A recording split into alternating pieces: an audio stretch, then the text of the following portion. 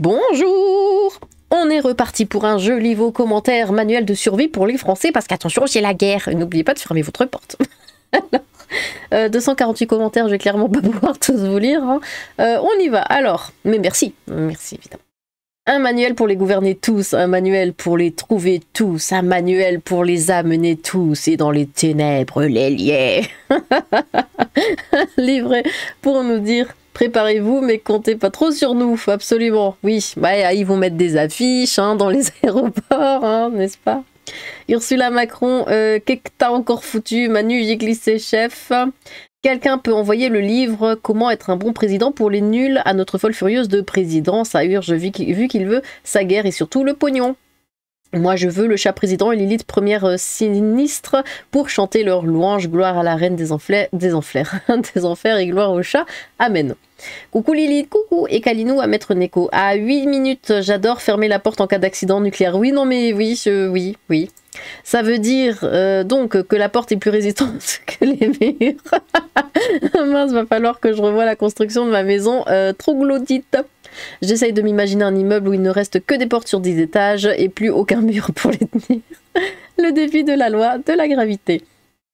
Conseil de Caradoc, si vous n'avez pas de quoi tenir une semaine sans quitter votre chambre, c'est que vous n'êtes pas prêt. Oui, tu savais pas, en cas de frappe atomique, tu fermes ta porte, t'es safe. Ça vient d'un vieux samouraï, un certain Yasuke de Hiroshima. Après, il faut une porte un peu résistante, hein, genre une porte d'entrée, avec un bois un peu costaud. Mais le million de degrés de la bombe, l'onde de choc et les retombées radioactives seront stoppées par la porte. C'est d'ailleurs ce qu'il s'est passé à la frontière avec les retombées de Tchernobyl. Bah oui, hein, on avait fermé la porte de la France et du coup, c'est pas passé. Le manuel, on le refait en 2 étapes. Première étape, destituer Macron. De l'envoyer en Russie en guise de cadeau. Voilà, c'est réglé. Ok, on recevra tous un livre, La guerre pour les nuls. On leur renverra gouverner la France pour les nuls. Ce serait bien utile. À votre bunker, monsieur dame. Manu veut faire la guerre car il a eu une panoplie de commandos de marine à Noël, certainement. Un geste citoyen à écrire sur l'enveloppe refuse et retour à l'expéditeur plus le poster dans une boîte à lettres. Boîte aux lettres. Et comme le disait le philosophe Rocky 4, sur le ring, il y avait 2 gars qui s'entretuaient, mais quand même, c'est mieux que 20 millions. Manu, tu sais ce qu'il te reste à faire, n'est-ce pas, hein? Bonjour à Lilith, bah bonjour, et caresse à Monsieur le Chat, les frontières ont bien arrêté le nuage radioactif de Tchernobyl. Bah oui, comme on l'a dit plus haut. Alors pourquoi pas une porte, hein, pour arrêter, mais c'était grâce à la porte de la France, pour arrêter les radiations d'une explosion nucléaire, si on y survit. On finit par se demander si on n'est pas dirigé par des trolls. Bon. J'ai lu Guide de survie en territoire zombie. Il m'a été très utile depuis 2020. Ah, si je connaissais le con qu'a voté Macron, le fil bleu sur le bouton bleu, le fil noir sur le bouton noir, braoum. Je suis déjà en mode survie. Depuis qu'il y a manuel, en bonus, il y a des hordes de zombies avec des couteaux. Le manuel devrait s'intituler « On vous prend pour des imbéciles et des pigeons ». 1. Mettez votre masque à gaz. 2. Signez votre attestation de sortie. 3. Respectez une distance de 20 mètres avec les radiations. 4. Allez vous faire vacciner contre la bombe H. J'ai mon propre guide perso depuis que j'ai acheté ma maison. Un jardin de 600 mètres carrés, un potager, un verger, une clôture. Et le premier qui dépasse la ligne sans y être convié se prend un coup de 12 directement.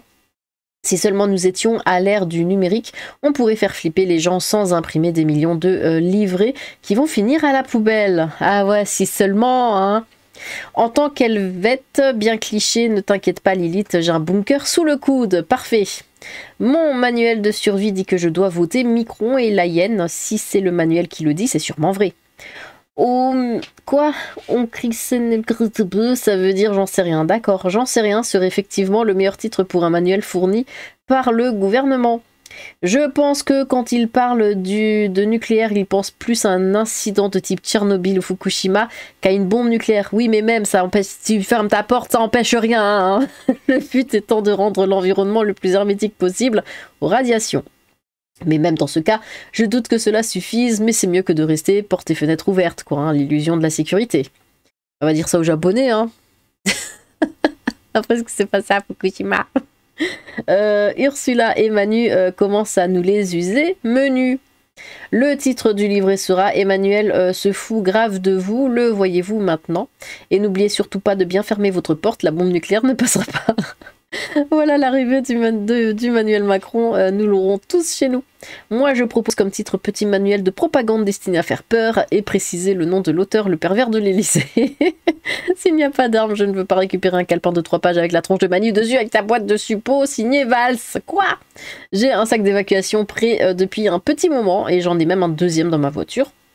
Dedans, pardon. Il y a quelques rations de combat, de la nourriture déshydratée, de l'eau, de quoi purifier de l'eau, de quoi chauffer, de quoi manger et aussi de quoi se défendre. Mais chut. J'ai ajouté des vêtements de rechange, un équipement pour la pluie, une trousse de secours, des médicaments, traitements et des pastilles d'iode. Il y a aussi une radio UHF, VHF,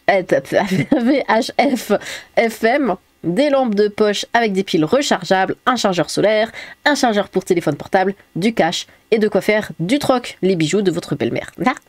Enfin, j'ai inclus des papiers importants, passeport, carnet de vaccination, contrat d'assurance, bref, tout ce qui pourrait être utile en cas d'attaque zombie.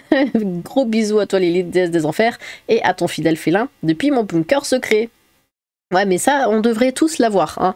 Ça, c'est une très bonne liste de ce qu'il faudrait mettre de côté. Au cas où, hein, juste au cas où. Ne t'inquiète pas, ça va bien se passer. Pour le nucléaire, c'est si elle est loin, c'est pour éviter le plus possible la radiation. Si t'es proche, t'es mort avec ou sans la porte, mort de rire. La litière pour chat, c'est très important quand il y a inondation et plus d'eau courante, surtout si vous habitez un immeuble et dans les étages inférieurs, avoir un moyen de bloquer les recours d'évacuation d'eau. Bisalilite et gratouille à mettre chat. S'il y a bien un manuel de survie que je ne suivrai pas, c'est celui de la France. Oui, hein, n'est-ce pas? Je pense que ce bouquin nous fera au moins rigoler. Ça me fait penser à un épisode de South Park. Il doit y avoir une éruption volcanique. L'État leur dit de mettre une couverture sur eux et de se coucher.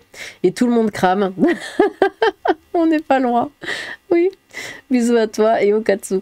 Mieux vaut en rire, hein, c'est ça ou devenir fou. Merci pour cette vidéo, plus un abo. Ah, merci à toi. Voilà, sur le Coran de Molenbeek. Quoi, c'est une dinguerie, wesh, voilà. C'est avec ce genre de recommandations que l'on se rend compte que nos soi-disant représentants n'en ont rien à faire de nous. Ah bon, t'avais besoin de ça pour te rendre compte? Pourquoi ne devrait-il pas distribuer des pastilles d'iode en cas d'exposition aux rayons gamma? Un conseil, si vous êtes en danger immédiat, faites attention. Ah oui, on fera attention. Et attention aux radiations. Un jour, Macron a envoyé un manuel de survie à Lilith. Ah cool, a-t-elle répondu. Moi qui manquais de papier toilette. Je suis en train de m'en construire un sur Minecraft de bunker. Ah bah c'est déjà ça, hein, on commence au commencement. Ce qu'on aurait eu besoin depuis 2017, c'est d'un guide de survie contre la Macronie.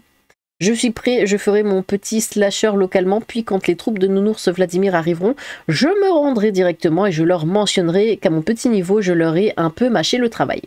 Pour les Français, il ne fait rien, mais pour l'Ukraine, il est prêt à tout, hein, lol. Ouais, bah ça, bah oui, toujours pour les autres, hein.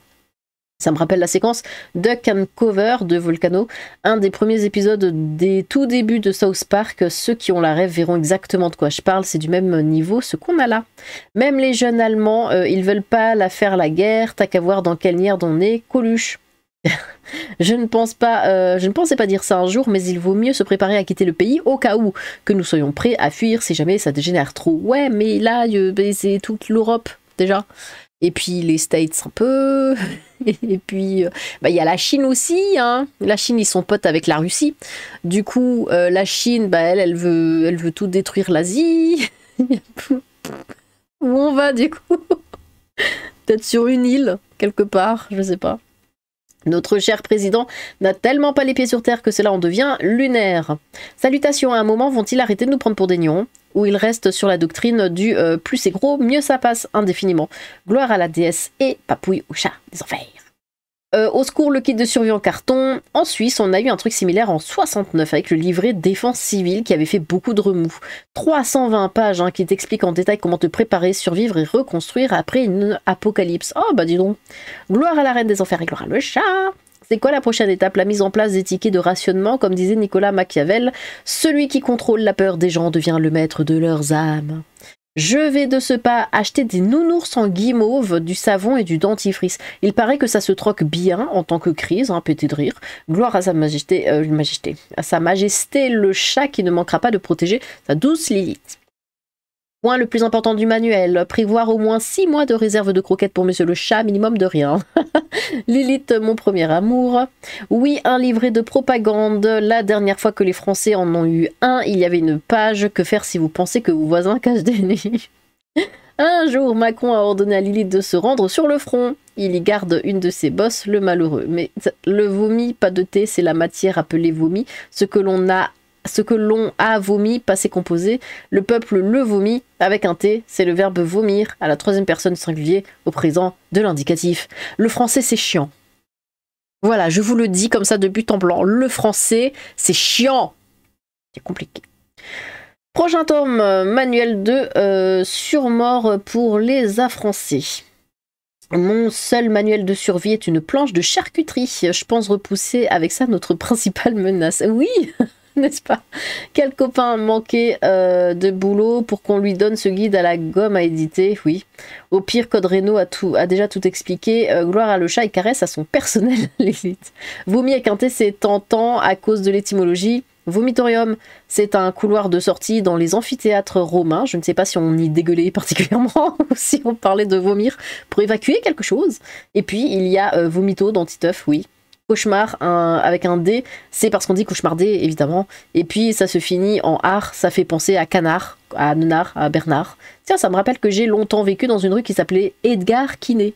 Et pas de D à Edgar, contrairement à Edouard. Mais ouais, le français n'a aucun sens, hein. Vraiment, à chaque fois que j'y réfléchis, et j'y réfléchis souvent, je me dis, mais ça n'a strictement aucun sens.